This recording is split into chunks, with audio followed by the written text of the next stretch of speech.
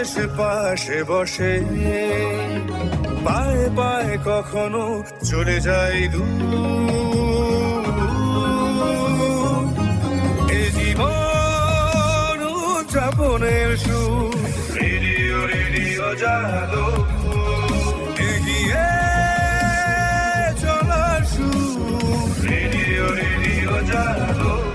90.8 megahertz community radio, Jadavpur University.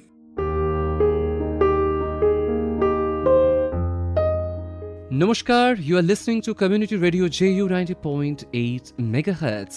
We listen to you.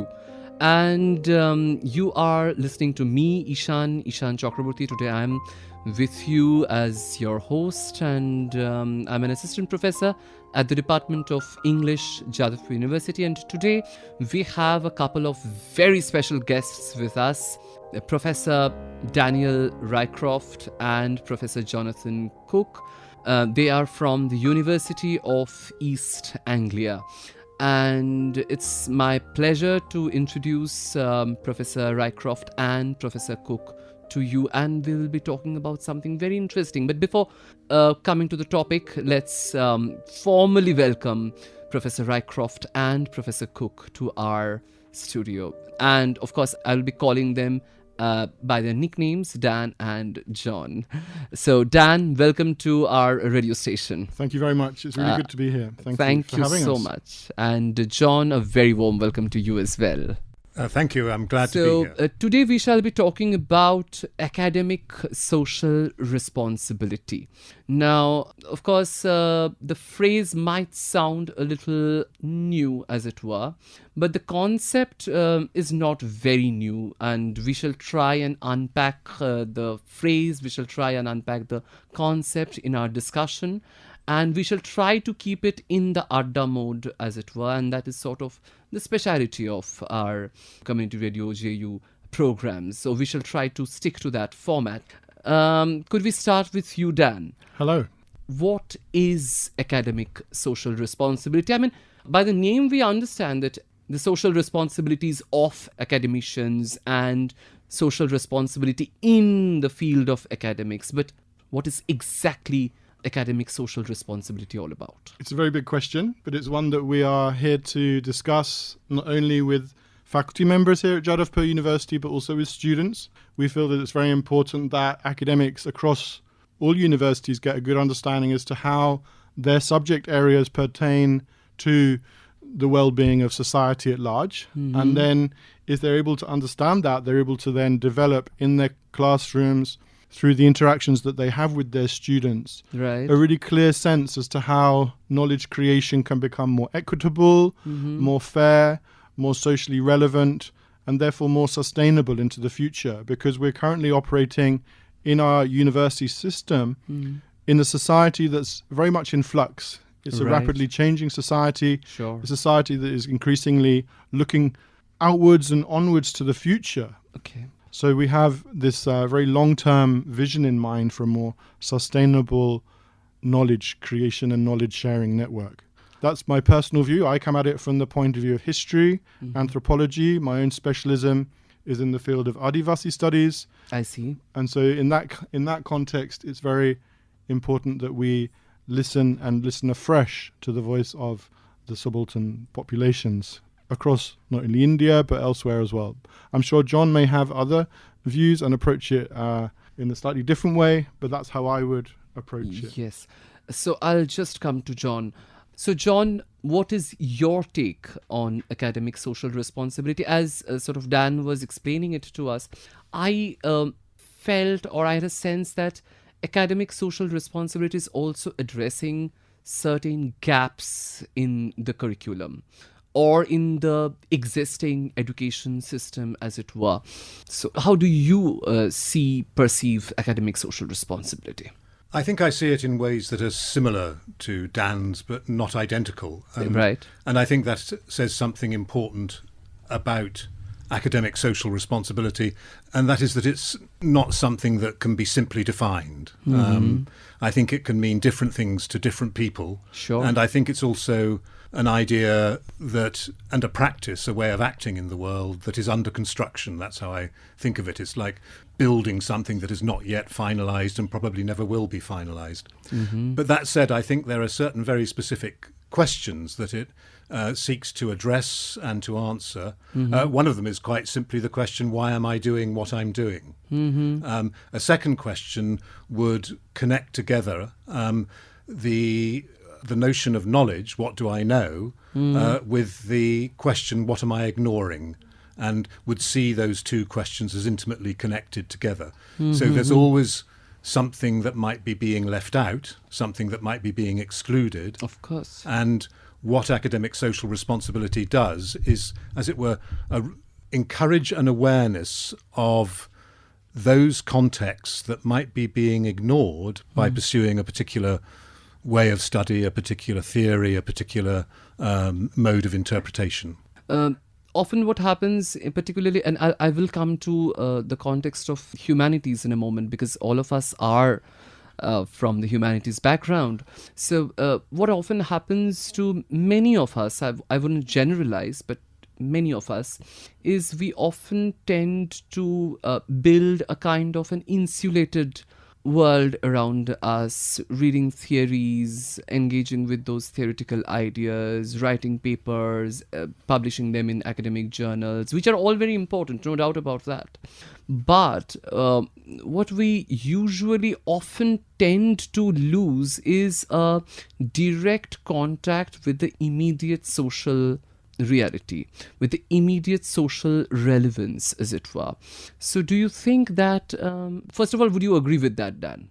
I think the question of relevance is a really important one to think about, because there are many different ways of observing and measuring and understanding that relevance. And I think when we employ this phrase academic social responsibility, we are by definition calling into question our own, in academic terms, might be called positionality. So how our take on something might be preconceived, maybe a little bit predetermined by histories of engagement, histories of understanding that come from a place which is, in certain ways and in certain kind of level, to certain levels, unjust or unequal. And so it's important to call that into question whilst maintaining this open mind and almost like this open door way of thinking that is much more inclusive and much more ready and willing to confront these big topics, but through the prism of and through the experience of, as I mentioned before, the more subaltern or marginalized populations.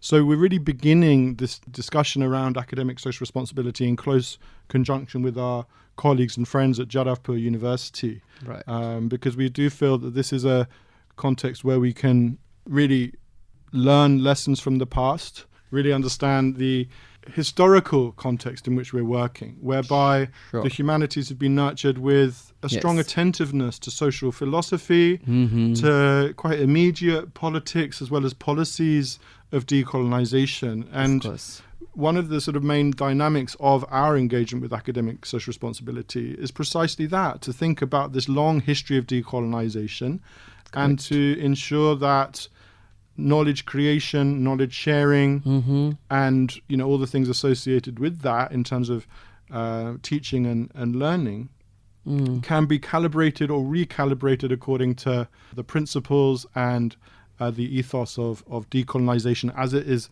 perceived to pertain to world futures from, like I said before, the subordinated and subaltern populations. Correct. Coming to John.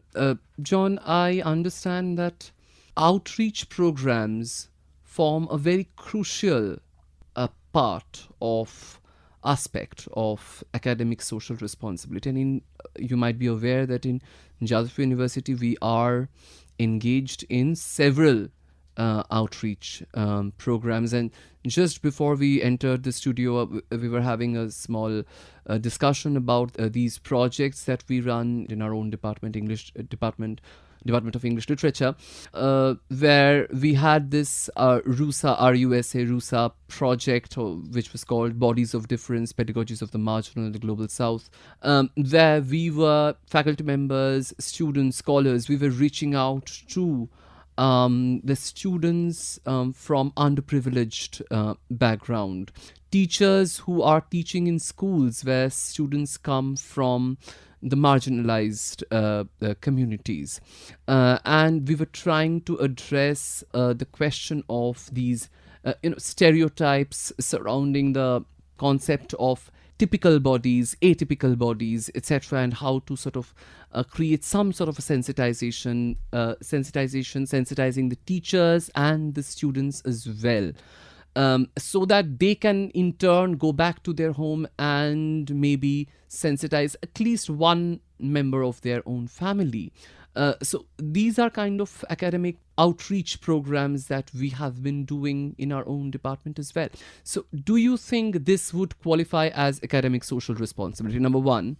And number two, how do you look at the idea of outreach? I think definitely it's an aspect of academic social responsibility. I think one way in which I would respond to it is to say that outreach needs to be complemented by what I would call in-reach.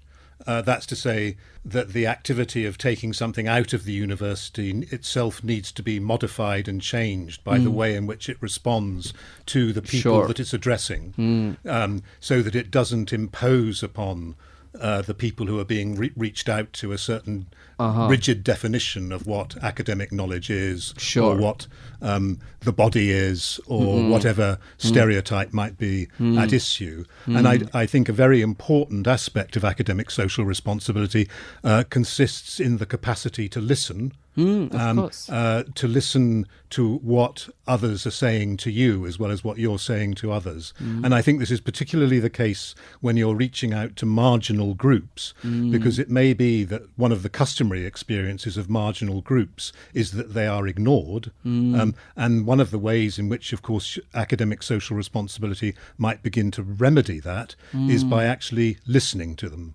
And in that sense, and I'd like to take up your earlier point about the humanities, it seems to me that one of the things that happens as a result is that we develop a much more complex sense of what it means to be human.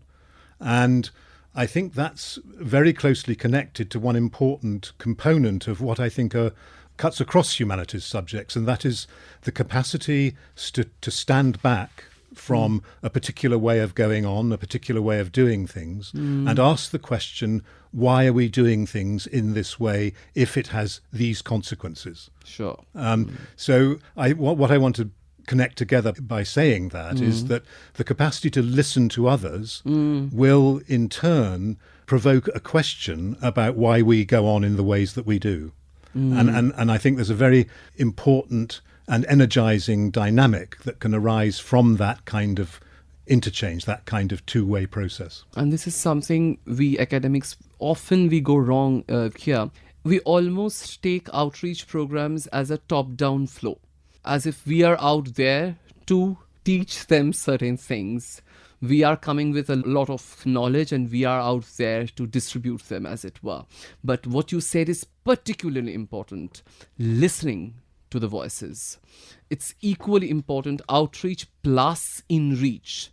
Why are we doing certain things in the way that we are doing?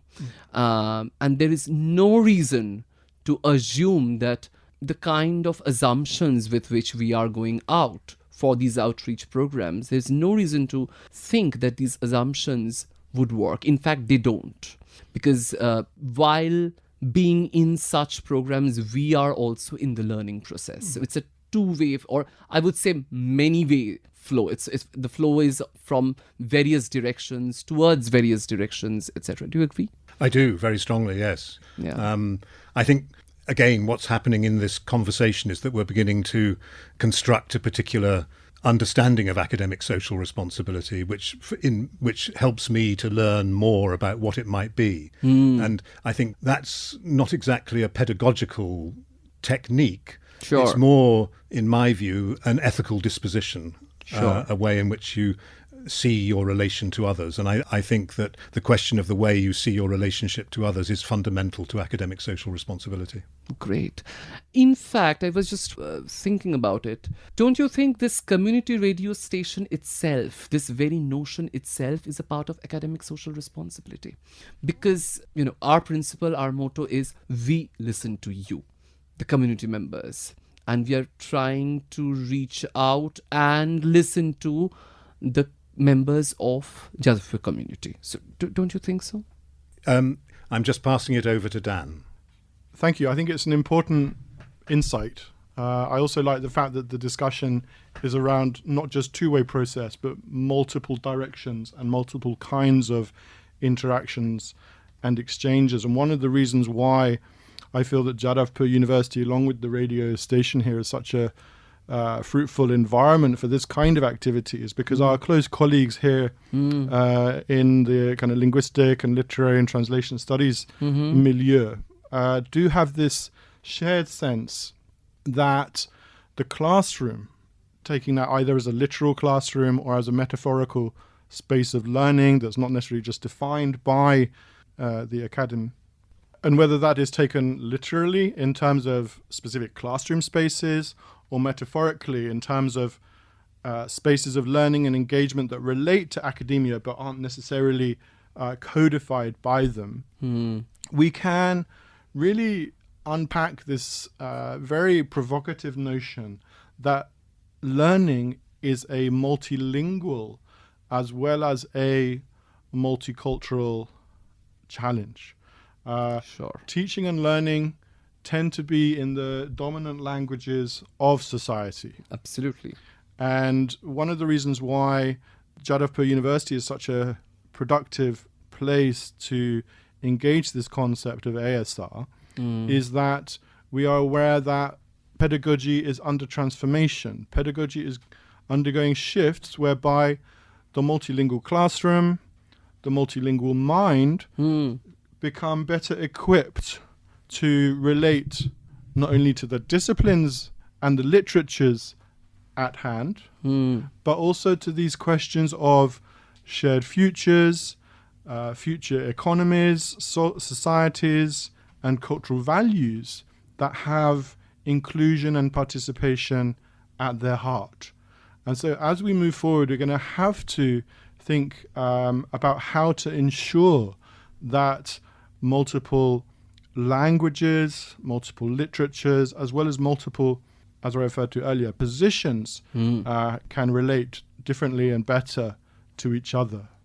Multiple positions, and I think what you also imply is intersecting positions, right? That's right. Yeah. So I think it's time for us to take a small break, and we shall meet listeners. We shall meet you right after the break. Please don't go anywhere. You're listening to Community Radio JU 90.8 megahertz. We are having a wonderful discussion with Dan and John, Professor Jonathan Cook and Professor Daniel Rycroft. They are from the University of East Anglia. And do let us know if you find this program show interesting. Please let us know. Please do follow us on our YouTube channel, Radio JU, or you can also sort of mail us, radioju@gmail.com. We also have our phone number, 0332457262. We shall meet you right after this break. Please don't go anywhere. মুক্ত চিন্তার পথে ভিন্ন মননের খোঁজ community radio Jadavpur.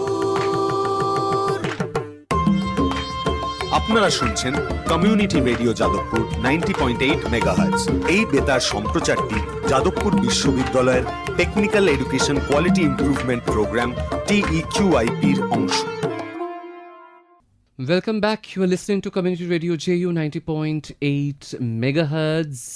I'm your host Ishan, and today we have with us Professor Daniel Rycroft and Professor Jonathan Cook, Dan and John from the University of East Anglia with us, and we are having a wonderful discussion and adda on academic social responsibility. Now, if we could come to you, John, directly, and if we could talk about specific instances of academic social responsibility, because we were trying to sort of build the general idea about philosophical ideas which are at the foundation of academic social responsibility. Now, if we could come to the specificities, specific instances, as it were, the kind of projects that you are associated with. So maybe, John. Certainly. I mean, I think the most relevant example to give at the moment is the project that has brought us to Jadavpur, which is funded by a government or a Ministry of Education research initiative called SPARK,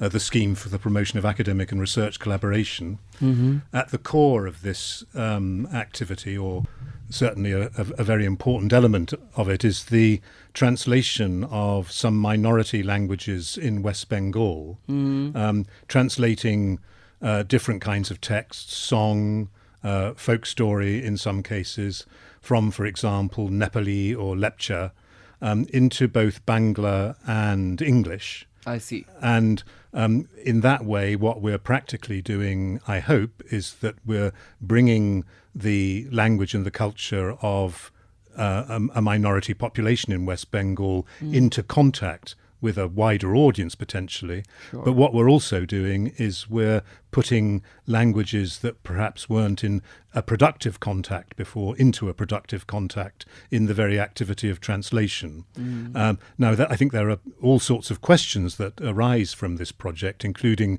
what the value is to the communities whose languages we're translating of having these translations made. And I think it's very important that we consult with them and understand what value it has for them as well as the value that it has for us.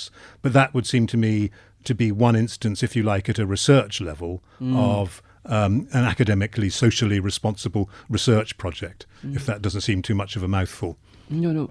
I just wanted to get one thing clarified. So are the students involved in this process of translation? They are interacting with each other, etc.? We've been working this week with graduate students and MA students and PhD students, and there are two PhD scholars who are actively involved in the work of translation. Yeah, and they will be able to come to UEA to spend time on our campus as a result. And again, in the spirit of reciprocity, which is so crucial to this, a PhD student from UEA will be coming over to Jadavpur to spend a month meeting with colleagues, discovering more about the work that's going on here. That is wonderful, yes. Now, if we could come to you, Dan. So if you could give us some more specific instances of such projects and engagements with academic social responsibility and the activities surrounding academic social responsibility. Of course. So in a moment, I'll just reflect a little bit more about the time we've already spent here on the Jadavpur University campus. Before doing that, I just wanted to outline where this comes from in terms of the University of East Anglia and its India orientations. So almost a decade ago, we've co-founded what has become known as the India Dialogue, which is putting dialogue at the very heart of our university level commitment to India. And so this has given us really lots of opportunities to understand from different universities in India about how, as institutions, they would become now more committed to quite a high level policy agenda called the social responsibility of universities. Okay. But I wanted just to kind of park that because we feel that there's an important distinction to be made between university social responsibility and academic social responsibility. The latter being a much more participatory, you could say student-led, you could say discipline-led engagement with this important and evolving field of social change and the social challenges associated with that. So coming on to then our activity at Jadavpur, last week we were involved in an academic social responsibility workshop whereby we started to learn very directly from these graduate students about their own sense of their own academic social responsibility. And so not only was it a learning experience, it was also a very important dialogue because we could then start to think about how the university connection, as well as our own academic commitment, for example, to some of the sustainable development goals, can actually be mediated by, orientated through these students and their own quite particular sense as to what their own academic social responsibilities are. So that was a really important dialogue, and we're learning a lot from that. So you see the students are genuinely interested in this field? Yeah, we've had a fantastic response Wonderful. so far. And this is, again, of course, one of the reasons why we feel the UEA Jadavpur University connection is so important. And it's also a good reflection, I think, as to how today's students at Jadavpur respond to previous generations of socially engaged academia. And rather than addressing that piecemeal or through particular literature or through particular artwork or histories of performance and so forth, we're very consciously now wanting to consolidate the space for all of this diverse activity. And that's why academic social responsibility is really coming to the foreground, because it gives everybody a claim on this shared project. So just kind of before I wrap up, I wanted to share one or two instances in my own research Sure. as an anthropologist and a historian of anthropology in India, whereby we can learn lessons from the past. Because, as you mentioned, it's a philosophy that has a long and important history in the Indian higher education context. And so it hasn't come about in a neutral space. It's come about in to a degree, quite highly charged ideological space of contesting dominant either Western or colonialist assumptions about how and why knowledge is being shared and created. And so just taking one example from art history, we might want to look at a very interesting portrait of the Adivasi freedom fighter named Birsa Munda, Of course. who was depicted in a beautiful pencil drawing by a Bihari artist called Upendra Maharati back in the late 1930s, when the Indian National Congress held their annual session in Jharkhand. And they wanted, as a party, to show how they were becoming sensitized to the quite particular social, economic, cultural and memorial milieu through which Adivasis were presenting their own aspirations. Right. And so you have then a Congress artist revisiting sites of rebellion, sites of resistance, and translating them away from a colonial archive into a modern Indian and active scenario. And so that's a form of cultural translation whereby an image of a freedom fighter gets removed from its initial context of production and use, you could say, as an image of a so-called rebel or a so-called criminal. He becomes decriminalized. He becomes brought into our minds and our consciousness as somebody who very legitimately was, in a sense, involved in a struggle for increased rights as a Munda, as an Adivasi, Correct. as a subaltern. And so given that Gandhi back in the day not only saw but owned, we think, temporarily this pencil portrait, that becomes for me an important moment through which artistic social responsibility gets transformed more broadly into the kind of, you could say, the social ethos of the Indian National Congress. And, of course, every party will have its own view on this. It will be developing its own culture. I just take that as one instance whereby, we need to actually think about what was entailed at that moment, of cultural translation. How was it possible that the Gandhians could reflect on the kind of complex and to an extent marginalized history of Birsa Munda and make something of it themselves? So it's not an uncomplicated process. It involves questions of intercultural exchange, different kinds of positionalities becoming somehow relatable, not only through participation, but also through image making and cultural interpretation. And so, as with all of these things, it's a process that's kind of involving these complex dimensions. We shall it was a wonderful session, really. I'm talking to you both. Before we wrap up this program, maybe if we could take a few last comments from John, if you have something to add, maybe. Because also something which is constantly striking me while I was having this discussion with you. As academics, this academic social responsibility, this entire field, it enables us to reflect on because constantly Dan was harping on the word positionality, position.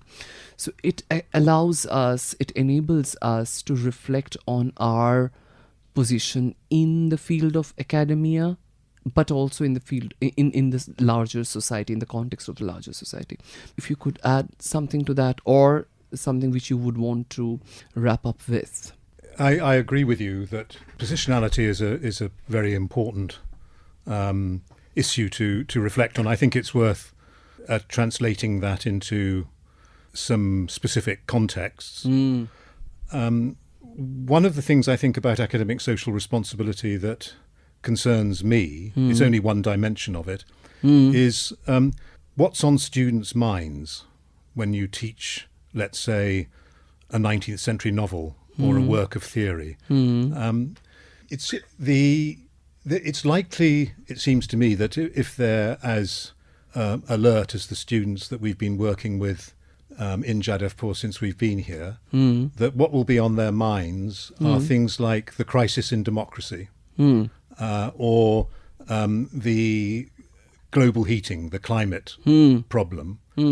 And one of the possibilities, I think, that the humanities contains, I don't think it's a possibility that is realised enough, is to create values and dispositions which enable people to better participate and act in relationship to these very pressing issues, the large issues that confront people in this country as they confront people in Britain, as they confront people globally. Sure. And I think my last comment, therefore, would be that a further dimension of academic social responsibility, and it is something that has many different dimensions, is that it seeks to create new groups of intellectual exchange, of the exchange of ideas, but new groups of commitment, too, of people who, in having this intellectual exchange, then go on to understand that there are certain things that they can do, because there is a danger, I think, that lurks in the humanities, and that is that it induces a certain kind of spectatorial passivity towards the world, because what you do is you spend your time reading texts and learning how to interpret texts. Yes. But what builds up over time after that is a kind of puzzle about, well, what next? What next? And something I think, which I was talking about right at the beginning of the conversation. Yeah.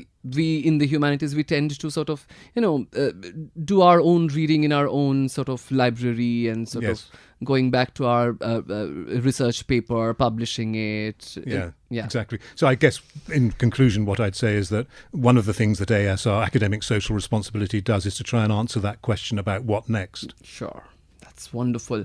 Commitment and what next? These are really the two key words, sort of takeaway words from this conversation. And it has been a wonderful learning experience for me. I thoroughly enjoyed this conversation. What was your feeling like, Dan and John? I enjoyed it very much. Thank you. Thank you very much. Thank you so much. And Dan? I've also really enjoyed it. It's always a pleasure to learn how other people engage a similar problem. And with that comes, of course, new insight, new understanding. Sure. So just by way of one or two final remarks, could I share the point that as a byproduct of an early engagement at Jadavpur University, I have been able to publish with Orient Black Swan, a publication that focuses on academic social responsibility, and it's called The Humanities in India as Pluralist Pedagogy. So that was published in 2023, and I'd, of course, fairly recent publication. Yes. Yeah, and of course, I'd love people to read it. Of course, we would want our students, our colleagues, and also our community members to sort of grab a copy and read this very important work, as it were. Thank you so much, Dan. Thank you so much, John, for being with us, for agreeing to participate in this conversation. Listeners, you are listening to Community Radio JU 90.8 megahertz. This is Ishan signing off. But before that, do not forget to follow us on YouTube, Radio JU YouTube channel. But also you can mail us at radioju@gmail.com. Our phone number 0332457262. Ishan signing off.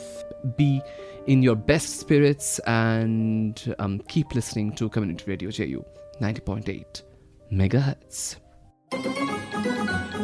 দূরে সে পাশে বসে পায়ে পায়ে কখনো চলে যায় দূর